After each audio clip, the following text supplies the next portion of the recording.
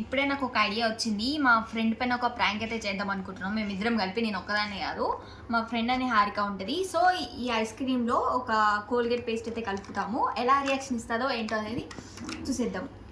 చలో.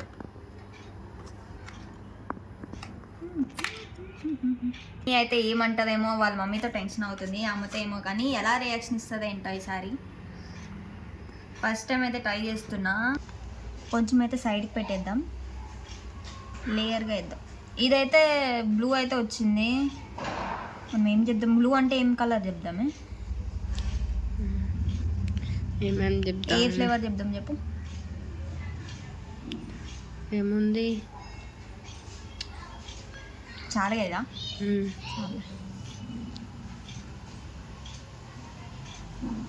చాలా మళ్ళీ ఎక్కువ అయితే డౌట్ అయితే వచ్చేస్తుంది కదా. చూడండి ఫ్రెండ్స్, అరే డౌట్ ఏం రాదు, ఇంకా కలపచ్చు, ఏం కాదు. ఎక్కువ కలిపి వస్తుంది, మంచి టేస్ట్ వస్తుంది కదా. ఆ 10 రూపీస్కి ఎంత కొంచెం ఇచ్చిండు అసలు, అప్పుడే అయిపోయింది అది. అంతే ఉంది ఫ్రెండ్స్, ఎక్కువ కలుపుదామంటే కూడా లేదు. మనకైతే తెలియదు అనిపిస్తుంది. ఏం చెప్దామంటే, వెళ్ళేసి మేము 2 అయితే ఐస్ క్రీమ్ తినేసాం, నీకోసం ప్రేమతో తెచ్చామని అయితే చెప్పేస్తాము. అంతే కదా. అంతే. ఇంకా మంచిగా ఉండాలని చెప్పి సాల్ట్ కూడా వేసేద్దాం. మనం ఫ్రెండ్కి అయితే ఏం చేసినా పర్ఫెక్ట్గా చేయాలి కదా. మనం వంట చేస్తే ఇలా ఉంటుంది అనమాట, ఇలా ఉంటుంది అనేసి చూపిద్దాం. ఓకే,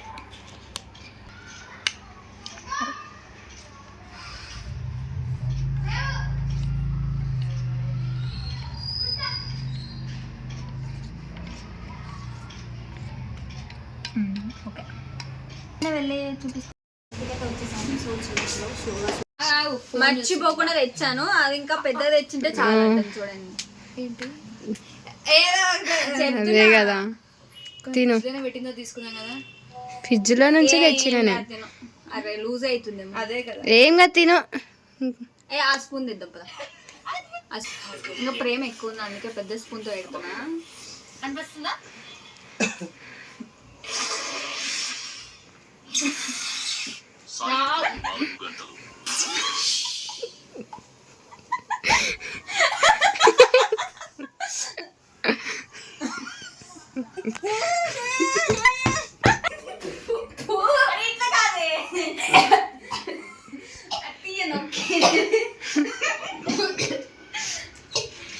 చేస్తావా కొంచెం మాకు? ఈసారి నమ్ముతావా మమ్మల్ని? గుంటే తింటాడు ఇంకోసారి. అయ్యయ్యో అయ్యయ్యో, అంత మాట అనేస్తావా మాకు?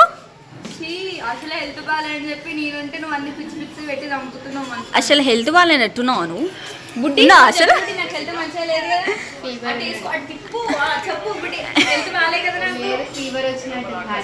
ఏ అలా చెప్పకూడదు, మంచిగా ఉందని చెప్పాలి. లేదు చూసి ఎంత నమ్మకం చేసే ఫ్రెండ్స్ అయ్యండి. అయ్యయ్యో,